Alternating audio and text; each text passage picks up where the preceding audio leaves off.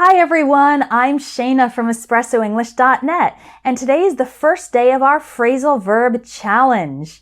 Over the next 5 days, we're going to learn 50 phrasal verbs through quiz-based lessons.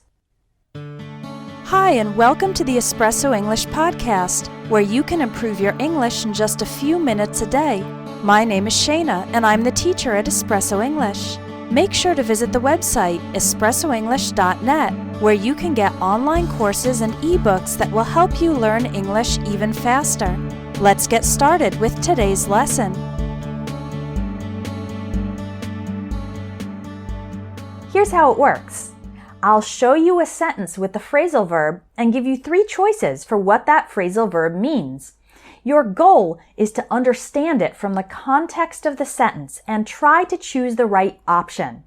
After a few seconds, I'll show you the correct answer. After we go through today's 10 phrasal verbs, then download the worksheet. There's a link in the video description. The worksheet has a reference table of the phrasal verbs, definitions, and examples, as well as a practice exercise where you'll try to put the phrasal verbs in the right sentences. Okay, ready to go? Here's number 1. I don't want to go hiking this weekend. My allergies have been acting up lately, so I'd rather stay indoors. Acting up means A. Impossible to fix or resolve, B. Keeping someone awake, or C. Suddenly becoming troublesome.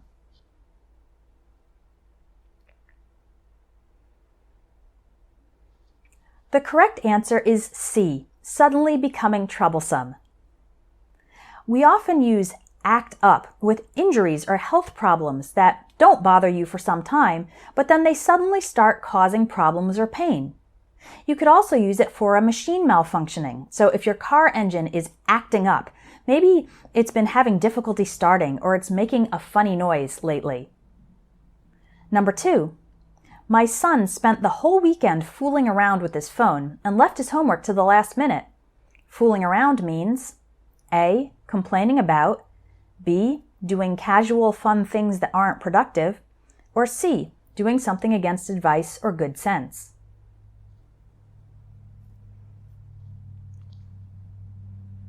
The correct answer is B. Doing casual fun things that aren't productive. We often fool around when we have lots of extra free time or when we're delaying a task or responsibility, as in this case, or when we're having fun laughing and joking with friends. In that last case, we can also say goofing around, which has more of a connotation of being silly. Number 3. I couldn't get to sleep until the noise from the neighbor's party finally died down around 2 a.m. Died down means A. Became less intense, B. Made many people angry, or C. Was stopped by force.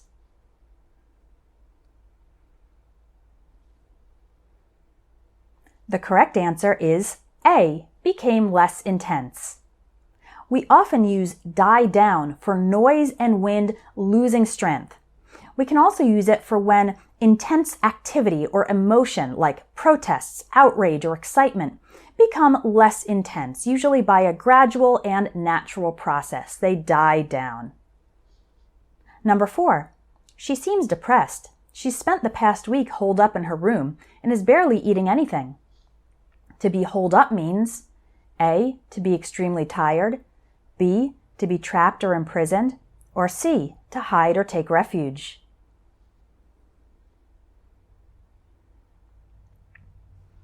The correct answer is C. To hide or take refuge. For this phrasal verb, imagine an animal like a mouse or squirrel. They would go into a hole in the ground or a hole in a tree if they wanted to be protected or hide from danger. People can also be holed up in a space if they want to hide or be protected. During the COVID lockdowns, we were all holed up inside our homes for a while. Number 5. Meditation helps me wipe out negative thoughts, stress, and anxiety so that I can start my day with a calm and clear mind. Wipe out means A. Completely destroy, B. Ignore and forget, or C. Fight against.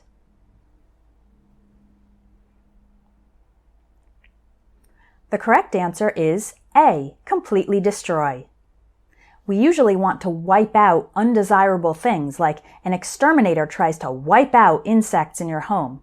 Some vaccines can wipe out disease, and we would like to wipe out poverty and hunger in the world. This can also refer to killing people, as in war and genocide. One army or one people group tries to wipe out another with violence. Number 6. My coworkers all made excuses to leave early, so I got saddled with the task of cleaning up and closing the store. To be saddled with something means A. Be angry about it. B. Be burdened with something difficult or annoying. Or C. Be obligated to spend a lot of time doing something.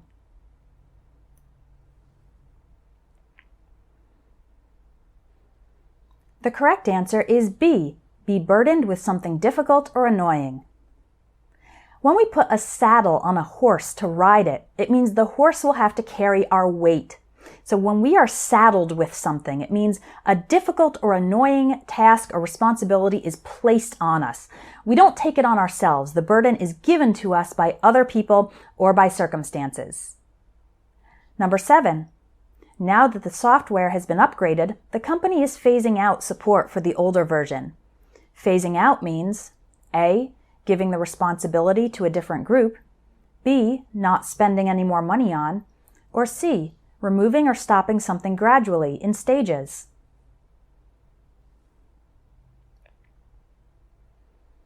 The correct answer is C. Removing or stopping something gradually in stages.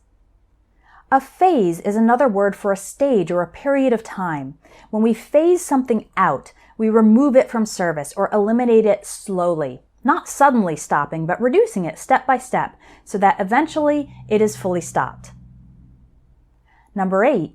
They got into serious financial trouble after they spent all their savings and maxed out their credit cards. Maxed out means A.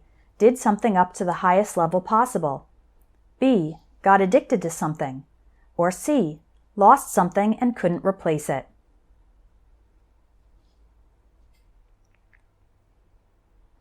The correct answer is A. Did something up to the highest level possible. To max out is to go up to the maximum level possible. So to max out your credit cards is to spend up to the maximum limit allowed. If you max out your potential, it means you are living up to your highest potential. If you max out the volume on your car speakers, it means you are playing music at the highest possible volume. Number 9. My siblings and I are throwing a surprise party for our dad's 70th birthday. We have a call tomorrow to hash out the plans. Hash out means A. Discuss in detail, B. Divide up tasks, or C. Write down.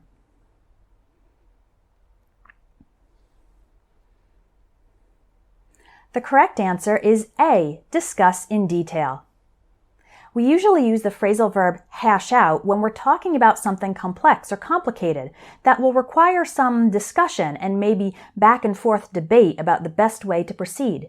You can hash out details for a party, as in this example, or hash out issues, problems, or differences between two people who have conflicting or opposing points of view.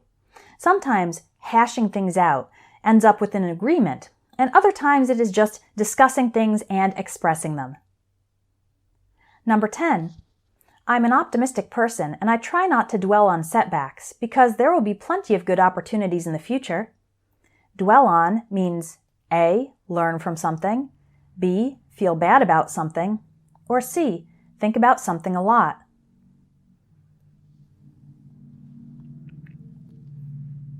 The correct answer is C. Think about something a lot. Dwell is a bit of an older and more formal word for live. And if you dwell on an issue, it means your mind lives there for a while. You think about it a lot. We usually see this phrasal verb in negative sentences where we encourage people not to dwell on negative things like problems, rejections, past things that can't be changed, and so on. We don't want their thoughts to get stuck there. How did you do? Were you able to guess the phrasal verbs' meanings from the sentences? For this challenge, I picked phrasal verbs that are a little less obvious because you already know the easy ones like wake up and give away. but the ones we covered today are still common and they're used often in everyday conversational English. Now go ahead and download the worksheet to review and practice. Again, the link is in the video description. And make sure to come back for tomorrow's challenge video.